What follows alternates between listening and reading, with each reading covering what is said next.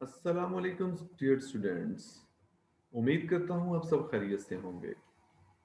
आज हम topic transverse vibration of stretched string chapter number 3 wave motion lecture number 4 electrical technology PHY 222 government college of technology Rawalpindi Rawalpindi से सुन रहे हैं। आज हम जो डिस्कस करेंगे वो है स्टेशनरी वेव्स। स्टेशनरी वेव्स का सेकंड नेम क्या है? Standing waves. इसके बारे में बात करेंगे। उसके बाद हम डिस्कस करेंगे कि नोड क्या है, एंटी नोड क्या होता है, वेवलेंथ क्या होती है, इसके बारे में डिस्कस करेंगे। उसके बाद हम फ्रीक्वेंसीज ऑफ स्ट्रेच्ड स्ट्रिंग पहले देखेंगे, स्ट्रेच स्ट्रिंग क्या है, और फिर उसकी फ्रीक्वेंसी कैलकुलेट करेंगे। तो आइए स्टूडेंट्स, अब हम सीखते हैं कि स्टेशनरी वेव्स किसे कहते हैं। When two or more waves having same frequency, same wavelength, same amplitude but opposite direction are superimposed each other, then their resultant wave is called stationary wave. इसका क्या मतलब है कि जब आपके पास दो या दो से ज्यादा वेव्स हों जिनकी फ्रीक्वेंसी सेम हो, एक जैसी हो, और उनकी वेवलेंथ भी एक जैसी हो, एम्पलीट्यूड भी एक जैसा हो, लेकिन उनकी जो डायरेक्शन है वो ऑपोजिट हो। यानी एक अगर इधर से आ रही हो तो दूसरी वेव जो है वो इधर से आनी चाहिए, लेफ्ट से, और दूसरी वेव राइट से। और अगर इन दोनों वेव्स को आपस में मिला दिया जाए, मिलाने के बाद जो रिजल्ट आएगा उसे स्टेशनरी वेव्स कहते हैं। तो देखिए, ये सपोज आपके पास एक वेव है जो कि इस डायरेक्शन में जा रही थी, यूं ऐसे, ये देखिए, ये आपको नजर आ रही है यूं।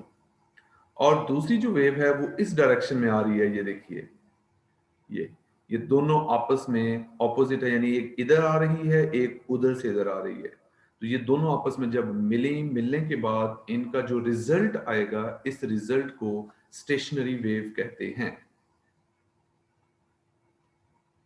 उसके बाद हम इन स्टेशनरी वेव के अंदर मुख्तलिफ पॉइंट्स होते हैं। जैसे ये एक पॉइंट मैंने एन लिखा, एन मींस नोड, और ये जो ए लिखा, ए मींस एंटी नोड। ये भी नोड, ये anti node, node, anti node, ये नोड, एंटी नोड, और ये नोड। तो अब हम ये डिस्कस करेंगे कि ये नोड होता क्या है और ये एंटी नोड क्या होता है। तो देखिए, नोड की डेफिनेशन लिखते हैं। नोड को हमने कैपिटल एन से रिप्रेजेंट किया। The point in a wave where the amplitude is zero, यानी किसी वेव के अंदर वो पॉइंट जहां पर उस वेव का एम्पलीट्यूड जीरो हो उसे नोड कहते हैं। देखिए, जैसे पिछले डायग्राम के अंदर भी आपने सीखा था, ये देखिए, ये नोड जो ना, ये वाला पॉइंट है जहां एम्पलीट्यूड कहते हैं, ये जो डिस्टेंस होता है, ये वाला, ये मैक्सिमम डिस्टेंस, यानी एक्स एक्सिस से लेके यहां तक ये जो डिस्टेंस है ना, इसे एम्पलीट्यूड कहते हैं। अगर ये एम्पलीट्यूड जीरो हो तो इट मींस ये वेव इस लाइन के ऊपर ही होगी। तो वो पॉइंट जहां पर किसी भी वेव का एम्पलीट्यूड जीरो हो उसे नोड कहेंगे। अब एंटी नोड किसे कहेंगे? इसके रिवर्स प्रोसेस है, यानी एक ऐसा पॉइंट जहां पर एम्पलीट्यूड जो है वो मैक्सिमम हो, उस पॉइंट को एंटी नोड कहते हैं। The point in a wave where the amplitude is maximum is called anti node. अभी हमने पहले डायग्राम में भी सीखा। अब देखिए, हम वेवलेंथ की डेफिनेशन सीखते हैं कि वेवलेंथ क्या होती है। आपको पता है, जब वेव बनती है, हम ऑलरेडी डिस्कस कर चुके हैं, वेव के अंदर जो वेव का अपर पोर्शन होता है, एक्स एक्सिस से जो ऊपर वाला पोर्शन होता है, उस पोर्शन को हम क्रस्ट कहते हैं, और जो किसी वेव का नीचे वाला पोर्शन होता है उसे हम ट्रफ कहेंगे। अगर एक क्रस्ट और एक ट्रफ आपस में मिल जाए, जो एक क्रस्ट और एक ट्रफ का जो डिस्टेंस होता है, उस डिस्टेंस को वेवलेंथ कहते हैं। ये लिखा हुआ है, the distance between two consecutive crusts or troughs is called wavelength। यानी आप दो साथ साथ वाले क्रस्ट ले ले या ट्रफ ले ले, उन दोनों के बीच में जो डिस्टेंस होगा उसे वेवलेंथ कहते हैं। इसको एक और अंदाज से भी डिफाइन किया जा सकता है। ये देखिए पीछे डायग्राम के अंदर, इसको बोलते हैं क्रस्ट, ये क्रस्ट है, और ये जो नीचे वाला है इसको बोलते हैं ट्रफ।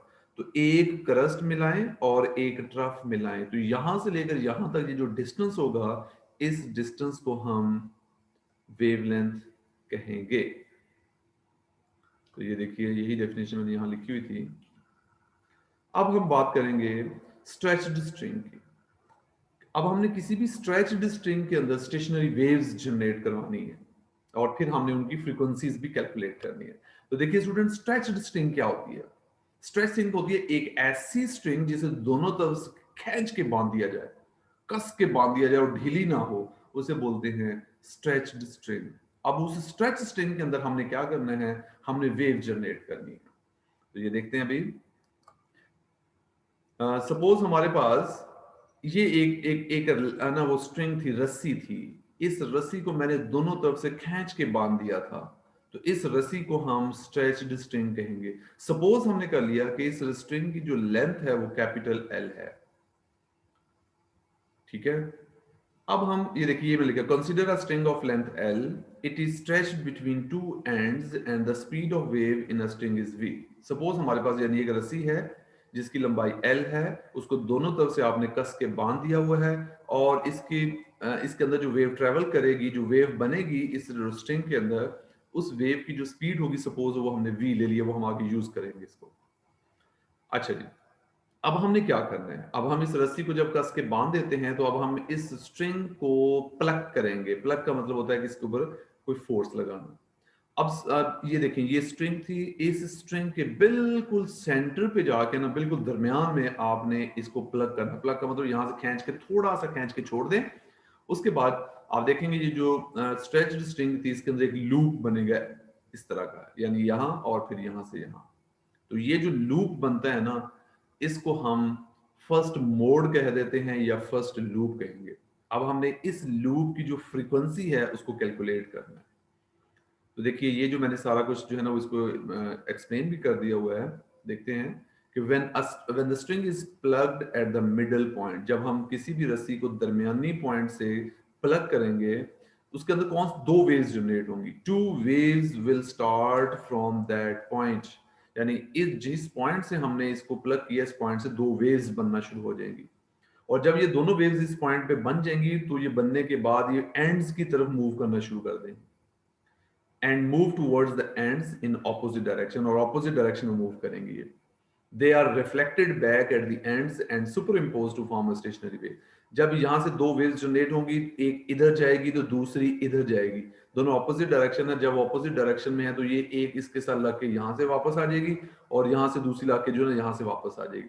और जब ये दोनों वेव्स आपस में सुपर इम्पोज करेंगे, यानी आपस में मिल जाएंगी, इनके मिलने से जो है ना वो स्टेशनरी वेव्स जनरेट होंगी।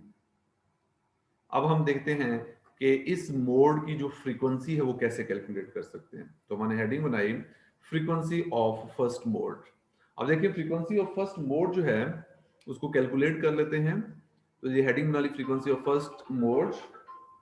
तो इस फ्रीक्वेंसी ऑफ फर्स्ट मोड को जब हम कैलकुलेट करते हैं कि, तो स्टूडेंट्स हम इसके अंदर जो है ना वो फ्रीक्वेंसी कैलकुलेट करेंगे, तो देखिए हमारे पास एक सिंगल लूप बन गया। इस लूप की जो ना यहां से लेकर यहां तक जो लेंथ थी वो तो एल ही रहेगी। अब यहां से लेकर यहां तक जो वेवलेंथ जनरेट होगी उसका नाम रखेंगे लैम्डा 1/2। ये लैम्डा 1/2 क्यों कहा है? क्योंकि वेवलेंथ जो है ना वो पूरी एक क्रस्ट हो और एक टफ हो उसकी होती है, तो ये उसका हाफ है, इसलिए हमने इसकी जो वेवलेंथ है उसका नाम रखा लैम्डा 1/2। 1 इसलिए लिखा क्योंकि ये फर्स्ट मोड है। अगर यहाँ पर सेकंड मोड होता तो लैम्डा की अगर 2 पुट कर लेते। ये डिवाइडेड बाय 2 इसलिए किया क्योंकि ये हाफ है पूरी वेवलेंथ की, सो दैट्स व्हाई लैम्डा 1/2।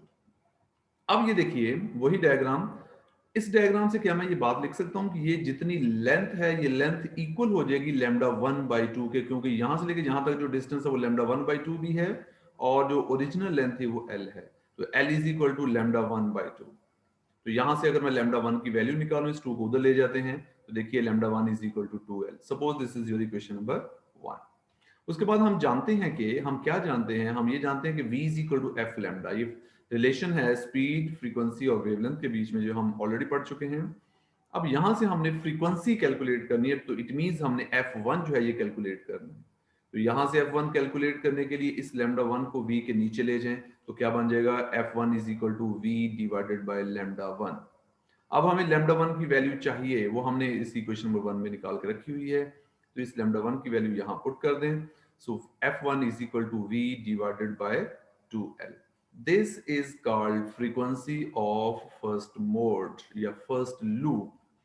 तो जब भी किसी स्टेशनरी वेव के पहले लूप की फ्रीक्वेंसी कैलकुलेट की जाती है, उस फ्रीक्वेंसी का नाम होता है फंडामेंटल फ्रीक्वेंसी।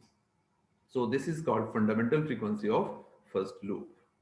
अब हम क्या करेंगे, अब हम दो लूप्स बनाएंगे और इसके बाद उसकी फ्रीक्वेंसी कैलकुलेट करेंगे। तो देखते हैं जी कैसे उसकी जो ना फ्रीक्वेंसी कैलकुलेट कर सकते हैं हमारे। हेडिंग बनाएंगे फ्रीक्वेंसी ऑफ सेकंड लूप। तो सेकंड लूप की फ्रीक्वेंसी अब हम कैसे, इसके अंदर दो लूप्स बनाने हैं हमने। तो एक लूप कैसे बनाया था कि जब हमारे पास एक स्ट्रिंग थी, उस स्ट्रिंग के ऊपर आपने एक फोर्स लगाई थी और दरमियान में लगाई थी। अब हमने सेकंड मोड की फ्रीक्वेंसी कैलकुलेट करनी है। तो जब हम सेकंड मोड की फ्रीक्वेंसी कैलकुलेट करेंगे तो आपने इस रस्सी के चौथे हिस्से पे जाके इसको प्लग करना है, मींस इसके ऊपर एक फोर्स लगानी है। ये आपको डायग्राम के अंदर एक रेड कलर का एरो नजर आ रहा है। इस एरो का मतलब यह है कि मैं इस पॉइंट के ऊपर जो है ना वो एक फोर्स लगा रहा हूं। तो ये फोर्स जब मैं इस पॉइंट के ऊपर लगाऊंगा ना, तो किसी भी स्ट्रिंग के जितने हिस्से पे जाके आप फोर्स लगाएंगे उसके हाफ लूप्स बनेंगे। सपोज आप जो ना वो दो लूप्स बनाना चाहते हैं, तो आप किसी स्ट्रिंग के चौथे हिस्से पे जाके उसको प्लग कर दें तो दो लूप बन जाएंगे। एक स्टूडेंट कहता है जी हमने तीन लूप्स बनाने हैं, तो मुझे बताइए कितने में हिस्से पे जाके फोर्स लगानी पड़ेगी, इसका डबल कर दे। यानी स्ट्रिंग के सिक्स्थ पार्ट पे जाके हम फोर्स लगाएंगे तो इस स्ट्रिंग के अंदर तीन लूप्स जनरेट हो जाएंगे। तो देखिए यहां पर आपने चौथे हिस्से पे फोर्स लगाई तो दो लूप्स बन गए, एक लूप ये वाला बन गया, एक लूप ये वाला बन गया। यानी ये एक पूरी वेव होती है ऐसे, जब ये रिफ्लेक्ट बैक होके वापस आते हैं तो ये यहां आता है।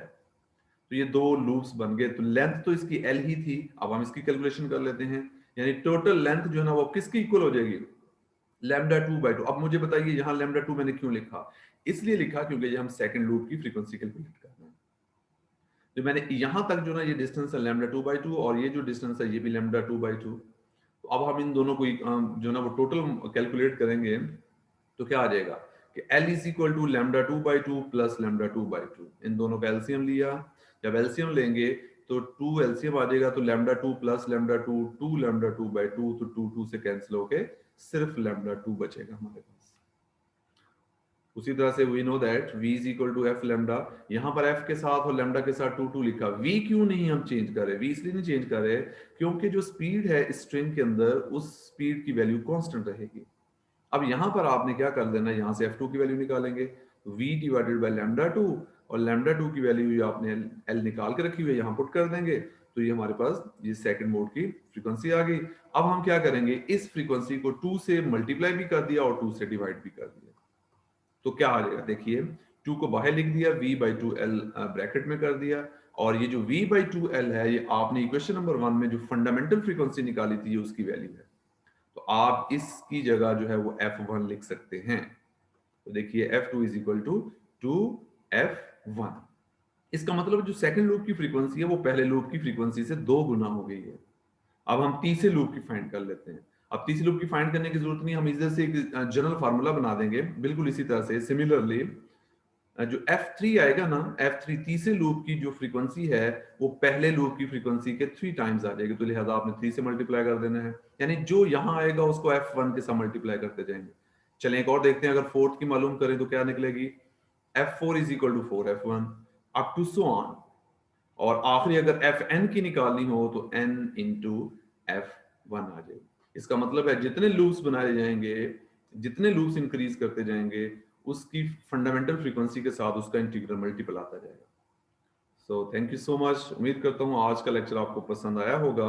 अगर आपको ये लेक्चर पसंद आए तो आप इसको सब चैनल को सब्सक्राइब भी करें, शेयर भी करें और लाइक भी करें। Thank you so much students, Allah Hafiz.